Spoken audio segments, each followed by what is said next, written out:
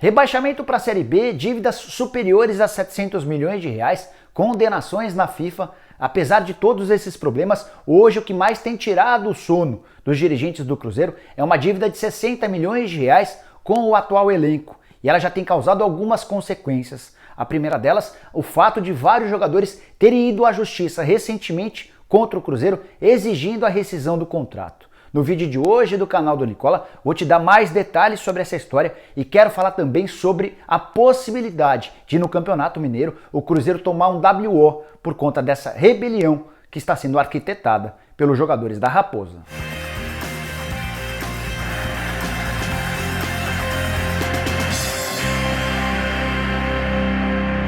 Fala aí pessoal, sou o Jorge Nicola, que legal ter você aqui em mais um vídeo do meu canal. E antes de falar sobre o Cruzeiro, queria trazer duas ótimas notícias para você.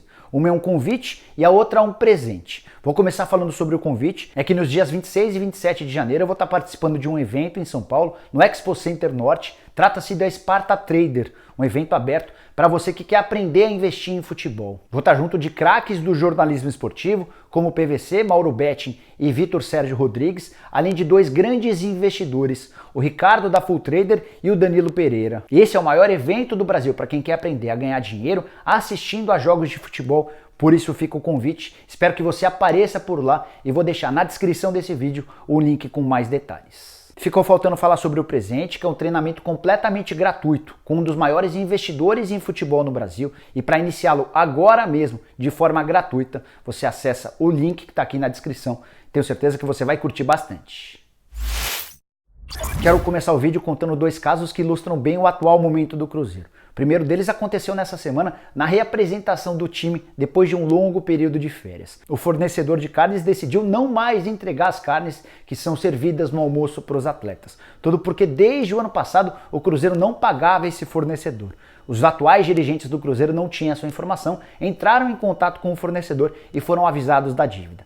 Para que os jogadores não tivessem de ficar sem carne no almoço, o Pedro Lourenço, que era até o início dessa semana o vice-presidente de futebol, acabou permitindo que um dos seus vários supermercados no estado de Minas Gerais entregasse essas carnes de forma provisória e correndo para que os atletas tivessem carne no almoço. O segundo caso, também desse ano, é de uma empresa de segurança privada que foi à justiça recentemente cobrando 500 mil reais do Cruzeiro por conta de não pagamentos dos serviços prestados na temporada passada. Não bastasse tudo isso, e aquele conselho de notáveis, criado por gente muito rica e torcedora do Cruzeiro, está se desfazendo. O Medioli, que estava como CEO desse grupo, acabou abandonando o Cruzeiro, alegando incompatibilidade entre o seu trabalho e o estatuto do Cruzeiro, quando na verdade ele não gostou de uma série de outras decisões de pessoas ligadas a esse conselho. 2 dias depois, foi a vez do Pedro Lourenço, que ocuparia o cargo de vice-presidente de futebol, um cruzeirense extremamente rico, bem-sucedido e disposto a ajudar o Cruzeiro. O Pedro também abdicou do seu cargo e se distanciou da atual administração do Cruzeiro. Com a saída do Pedro, também saiu Alexandre Matos, que ficou apenas 4 dias na Raposa. E tudo isso parece estar bem longe de ser o fundo do poço. Quer uma prova disso? Nos últimos dias, 3 atletas foram à justiça contra o próprio Cruzeiro e há um risco grande de um quarto também entrar. O primeiro deles foi o Thiago Neves, depois o Fabrício Bruno, e nessa quarta-feira, na volta aos treinos, o volante Ederson e o atacante David não apareceram. O Ederson já foi divulgado de forma oficial, que também se juntou aos outros dois e foi à justiça. É bem provável que o David, que tem o mesmo empresário, o André Cury, também acabe recorrendo ao mesmo caminho. Ou seja, a gente pode ter 4 atletas indo contra o clube, cobrando na justiça pagamentos de salários atrasados, fundo de garantia, férias, entre outras coisas. O que o Cruzeiro deve hoje a seus jogadores?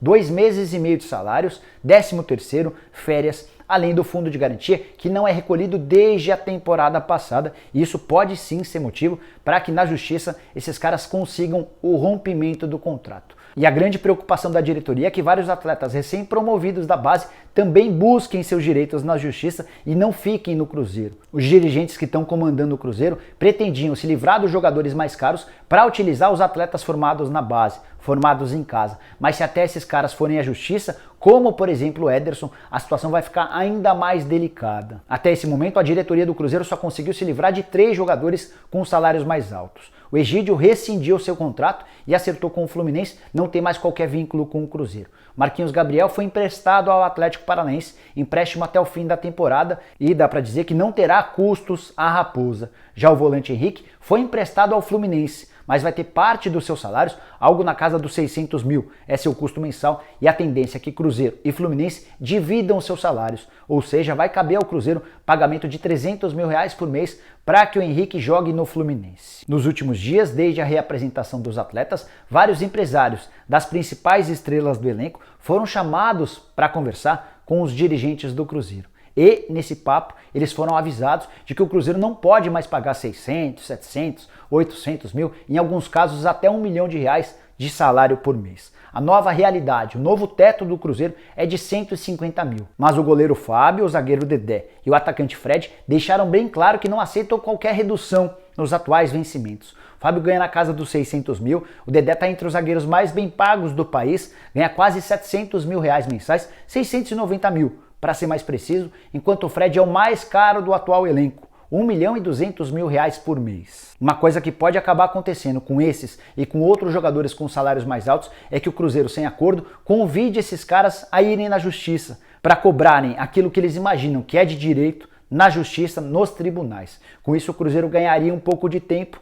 para se estabelecer, para colocar a casa em ordem e para pagar as dívidas mais emergenciais. Não teria de desembolsar dinheiro nesse momento com esses atletas. Não é uma atitude nem um pouco ética, mas faz parte do jogo do futebol, do jogo sujo do futebol. Queria te contar um outro ponto importante que eu ouvi de uma pessoa do Cruzeiro, uma pessoa que tem convivido com os atletas e já sentiu um movimento para que, se os pagamentos dos salários atrasados do ano passado não forem feitos de forma imediata, de forma rápida, o Cruzeiro, ou melhor, os jogadores do Cruzeiro vão cogitar a possibilidade de, nas primeiras rodadas do Campeonato Mineiro, não entrarem em campo, repetindo o que foi feito no ano passado com o Figueirense durante a Série B do Campeonato Brasileiro.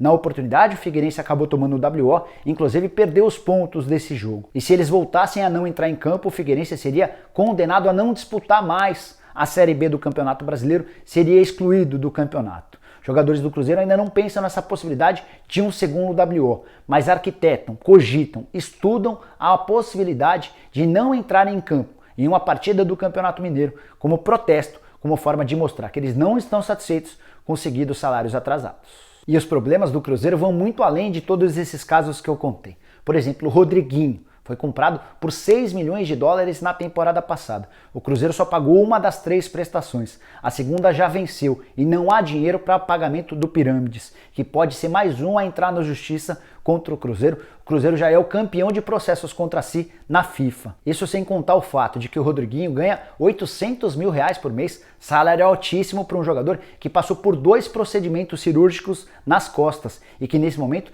nem tem condição de jogar. O Thiago Neves é outro abacaxi gigante. Com bônus ele pode ganhar até 900 mil reais por mês e queimou seu filme com quase todos os clubes do futebol brasileiro.